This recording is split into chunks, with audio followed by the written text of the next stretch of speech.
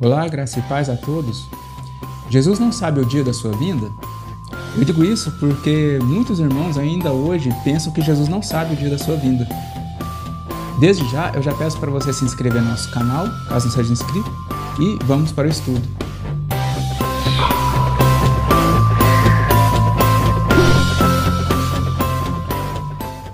Sejam muito bem-vindos ao canal Anunciando o Verbo Vivo. Então, para explicar este assunto, por raciocínio lógico, a gente pode também explicar por quê. Porque você pensa comigo, você pega quando um homem e uma mulher se noivam, eles marcam o dia do seu casamento, tanto o noivo como a noiva, eles sabem, têm que saber o dia do seu casamento, não é verdade? Então, se até por meio lógico de raciocínio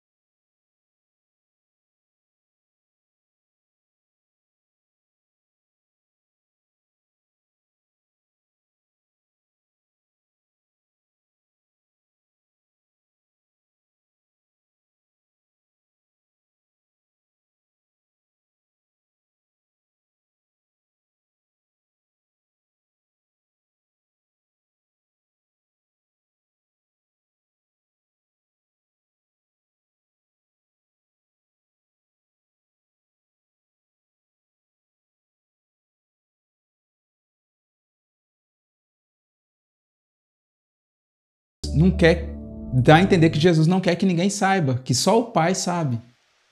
Não é verdade? Pegando o texto isolado? Mas o que ele diz logo abaixo, no mas? Recebereis poder do céu para vir o Espírito Santo. O Espírito ali era o dia, iria se cumprir o dia do Pentecostes. A festa do Pentecostes representa o derramar do Espírito. Aí sim eles iriam ter conhecimento dos tempos. E por isso que Jesus diz que eles serão testemunhas aqui, Jerusalém, Samaria e toda a terra, até aos confins da terra. Este é o que Jesus queria que eles entendessem. Primeiramente, eles teriam que receber autoridade, poder do céu. E esta mesma palavra que iria descer, Jesus iria derramar poder sobre eles para profetizarem, acontece com as testemunhas, lá em Apocalipse 11. Então, no capítulo 5 de Apocalipse, a gente vê que só o Cordeiro foi digno de desatar o livro de 7 selos, porque ninguém podia nem olhar para ele, quanto menos desatar os selos. Então, Jesus passa essa revelação do livro selado, que é o próprio livro do Apocalipse, para a igreja, como é visto em Apocalipse 1. Eu vou ler ele para vocês. Apocalipse 1, do 1 ao 3. Revelação de Jesus Cristo, que Deus lhe deu para mostrar aos seus servos as coisas que em breve devem acontecer, e que ele, enviando por intermédio do seu anjo, notificou ao seu servo João, o qual atestou a palavra de Deus e o testemunho de Jesus Cristo quanto a tudo que viu. Bem-aventurados aqueles que leem e aqueles que ouvem as palavras da profecia e guardam as coisas nelas escritas, pois o tempo está próximo. Aqui Jesus recebe toda a revelação que o Pai, pela sua presciência, manifestou e entregou para o Filho. E Jesus, por meio do seu anjo, entregou a João, e João teria que fazer uma cópia para todas as 7 igrejas. Todas elas teriam que receber esta cópia do Apocalipse. Por isso que ela chega até os nossos tempos hoje. Então, mais um detalhe. Jesus esperou o último apóstolo vivo para entregar o livro de Apocalipse, que é o livro da Revelação. Por que ele fez isso? Porque o contexto de todas as igrejas que ele cita no Apocalipse, que é Éfeso, Esmirna, Pérgamo, Tiatira, Sardes, Filadélfia e Laodiceia, todas estas igrejas estavam tendo o mesmo contexto. Tudo estava acontecendo ao mesmo tempo, cada um com sua peculiaridade, com prós e contras, que Jesus enumerou todas elas. Então, todas estavam acontecendo ao mesmo tempo. Tudo que está escrito quando ele vai falar das igrejas, capítulo 2 e 3, estava acontecendo ao mesmo tempo. Por quê? Porque isso nos remete tanto ao contexto do passado, presente nosso, e também do contexto futuro, por causa de várias palavras-chave que eu já tenho falado nos vídeos. Então, o que eu quero dizer com essa volta que eu dei até aqui? Que o Senhor Jesus, ele recebeu autoridade nos céus e na terra. Toda a autoridade foi dada para ele. Então, e se ele recebeu toda a autoridade e ele recebeu, o livro selado de 7 selos, e ele passou esse livro para a igreja, não que já tem selos abertos ainda, mas ele desatou os selos, ele pôde abrir os selos para aquele que acredita nele, para aquele que se torna um com ele, para a igreja, no caso, para a noiva. Então, nós temos conhecimentos dos tempos determinados do Senhor. Nós só não conhecemos dia e hora, porque dia e hora ainda tem 2 revelações aqui, por causa das parábolas de Mateus, capítulo 24, onde ele vai falar assim, em 3 parábolas, ele vai falar dia e hora que não sabes. Na parábola do servo fiel, na parábola do pai de família e na parábola dos talentos. Aí ele vai falar que aquele que não está vigiando, Jesus vai vir como um ladrão. Esse é o pai de família. Aquela parábola do pai de família, Jesus iria vir como um ladrão se ele não tiver apercebido. Se ele não vigiar a sua casa, o ladrão vem e arromba ela. Então Jesus aqui é o ladrão. Ele vai vir para aquele que está desapercebido e não está vigilante. Na parábola do servo fiel é basicamente a mesma coisa. Se o senhor daquele servo vir e ele estiver bebendo, embriagando-se, né, com os bêbados, estiver espancando os outros, não estiver cuidando dos seus conservos, não estiver cuidando, executando a tarefa que o senhor dele ordenou, se ele estiver fazendo essas coisas desagradáveis e não estiver vigiando, o senhor dele vai vir e vai castigar ele. Então ele não sabe dia e hora, porque ele está bebendo, ele é da noite. Ele não está agindo como um vigilante, como um atalaia. E também o último é o dos talentos. O dos talentos também fala que dia e hora, só que já é um outro ângulo de explicar a parábola. Então, basicamente é isso. Dia e hora é para quem não está vigiando.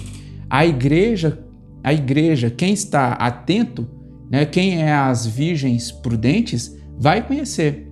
Ou melhor, até as virgens prudentes vão adormecer, mas com azeite, com a botija de azeite. Quem dá o grito da meia-noite é que são as duas testemunhas. Isso não dá para falar com exatidão aqui, porque precisa de a gente fazer um estudo à parte daquele que grita, o grito da meia-noite, são as duas testemunhas. Não foi todos que estavam dormindo. Os vigilantes, os atalaias estavam acordados. Aí as virgens nécias e as prudentes, elas dormiram. Porém, as prudentes levaram o azeite na botija, enquanto as nécias não levaram azeite, levaram só as lâmpadas e não o azeite. Tá bom? Então, basicamente, dia e hora tem esses dois sentidos. Aquele em que a pessoa ela dorme e não está vigilante, e também dia e hora, porque realmente a gente não pode saber o dia nem a hora, porque a última semana de Daniel, aquela semana profética, não começou. Quando ela começar, a gente sabe que depois de 1260 dias é o toque da última trombeta e tem que haver ressurreição. O Senhor Jesus está voltando, tá bom? Então é isso. Tá bom, irmãos? Agradeço por terem assistido o vídeo até aqui. Inscrevam-se no nosso canal e até o próximo estudo. Shalom!